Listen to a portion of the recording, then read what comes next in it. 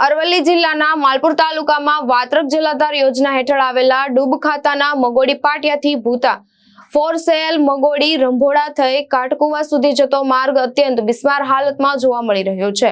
સ્થાનિકોના જણાવ્યા મુજબ રસ્તાની બંને બાજુ ઝાડ ઝાંખર અને જંગલી વનસ્પતિ વધી જતા તેમજ કેટલાક સ્થળોએ થયેલા દબાણના કારણે માર્ગ ખૂબ જ સાંકડો બની ગયો છે। પરિણામે સામસામે આવતા વાહનોને પસાર થવામાં ભારે મુશ્કેલીઓ પડી રહી છે। ગ્રામજનોનો આક્ષેપ છે કે આ માર્ગ પર વારંવાર નાના મોટા અકસ્માતો સર્જાઈ રહ્યા છે અને વાહન ચાલકો જીવનમાં જોખમે અવરજવર કરવા મજબૂર બન્યા છે। સ્થાનિકોનું કહેવું છે કે આ અંગે જલાધાર વિભાગ સમક્ષ અને અનેક વખત લેખિત અને મૌખિક રજૂઆતો કરવામાં આવી છે, તેમ છતાં રસ્તાની સફાઈ, પહોળીકરણ અને સમારકામ અંગે હજુ સુધી કોઈ અસરકારક કાર્યવાહી કરવામાં આવી નથી।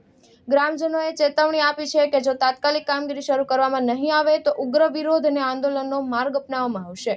હાલ લોકો રસ્તાના પ્રશ્ને તંત્ર પાસેથી વહેલી તકે યોગ્ય કાર્યવાહી કરવાની માંગ કરી રહ્યા છે।